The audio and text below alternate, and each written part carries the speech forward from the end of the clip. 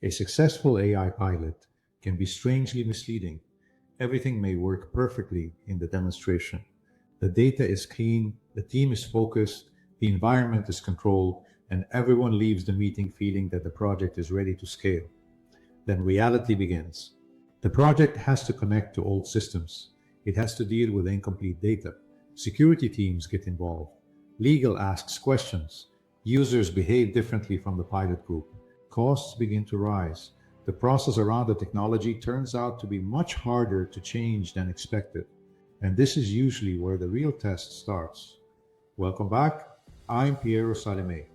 In the last episode, I talked about how to choose AI projects with a credible business case.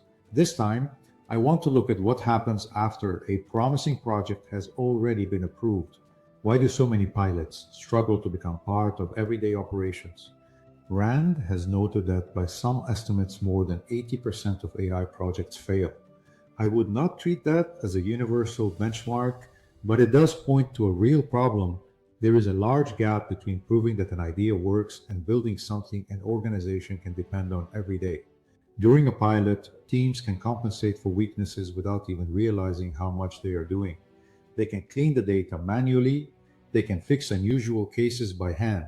They can work with a small group of users, they can call the data scientist when something behaves strangely, they can make temporary integrations that are good enough for a test. None of that is unusual. The problem appears when those temporary solutions are mistaken for something scalable. Production is much less forgiving. The system now has to work with the data that actually exists inside the organization, not the version that was prepared for the pilot. That can expose years of inconsistency.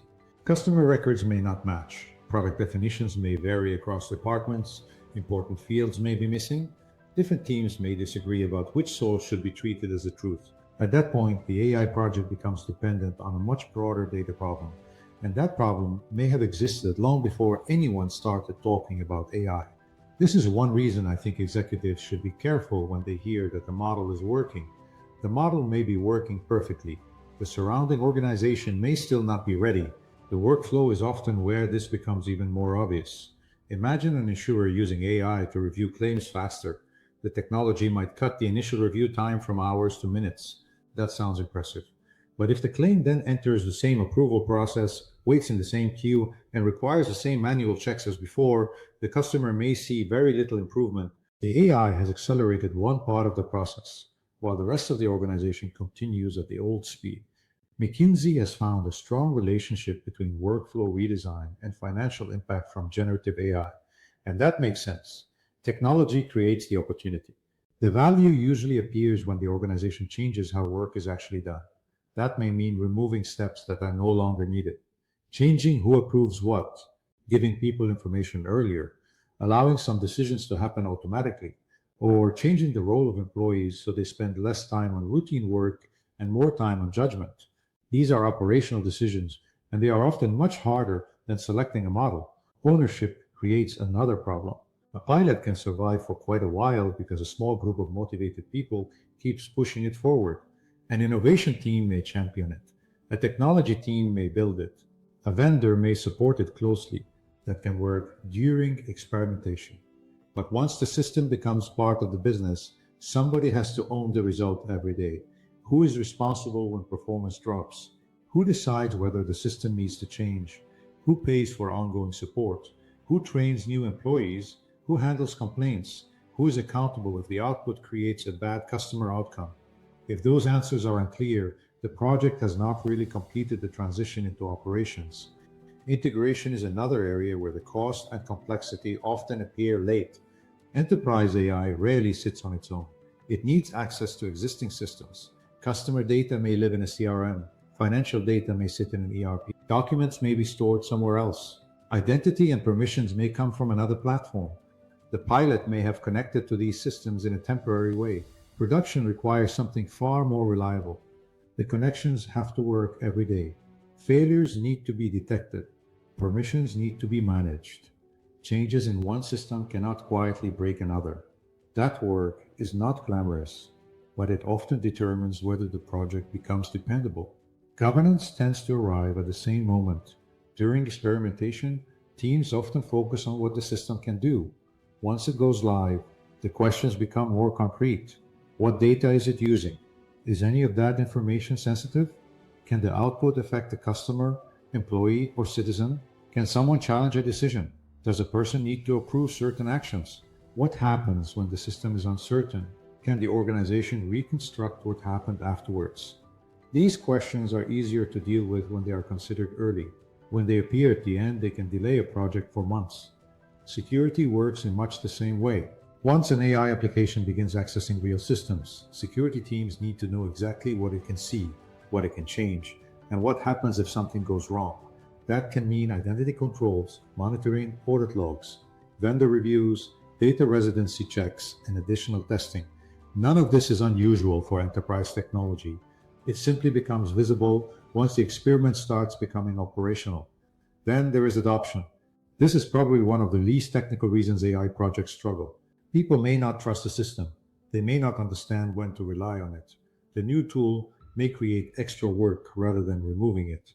Managers may continue asking for the old report as well as the new one. Employees may keep using the process they already know because nobody has clearly changed the expectations. A technically strong system can sit inside an organization and still produce very little value if behavior does not change around it. That is why leadership matters. If management says the new system is important but continues running the business exactly as before, employees notice and they respond accordingly. The economics also change once a project moves into production.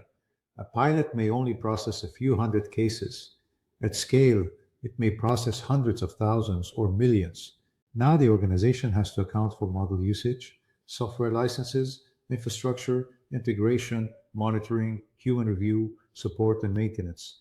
The economics may still be very attractive, but they should be calculated using realistic volume. This becomes even more important with AI agents. An agent may use several models, tools, and external services to complete one piece of work. Looking only at token prices does not tell you very much. A better question is what it costs to complete the business outcome. What does it cost to process the invoice, resolve the customer issue, review the case, qualify the lead, produce the report? That gives executives something they can actually compare with the current way of working. When I look at projects that struggle to scale, I usually do not see one dramatic failure. I see several smaller problems arriving at the same time. The data needs more work than expected. The process was never redesigned. Nobody clearly owns the outcome. Integration takes longer. Governance comes in late. Employees do not adopt the system properly. The economics look different at full scale. None of those issues are particularly futuristic. They are normal operating problems. AI simply exposes them very quickly. And that may be one of the most important lessons for leaders. The organizations that get the most value from AI will probably not be the ones running the largest number of pilots. They will be the ones that become good at turning a useful experiment into something reliable, measurable, and embedded in everyday work. Before moving a pilot into production, I would want clear answers to a few practical questions. Is the data good enough for everyday use? Can the workflow change around the new capability? Is there a business owner who is accountable for the result? Can the system integrate reliably with the rest of the organization? Are governance and security requirements understood? Will employees actually use it? And do the economics still make sense once the system is operating at scale? Those questions are not very exciting, but they are exactly the kind of questions that determine whether an AI project becomes valuable. For the Gulf, this matters a great deal. The region has capital, strong executive attention, and a willingness to move quickly. That creates a real advantage. The next part is more demanding. Organizations need to become equally good at the operational side of AI. Data discipline, integration, process redesign, ownership, governance, adoption. That is where the investment starts turning into something durable. I'm Pierre Salimi, and this is AI Navigator. In the next episode, I'll look at what changes when AI begins taking actions inside the organization rather than simply producing recommendations. Thank you for listening.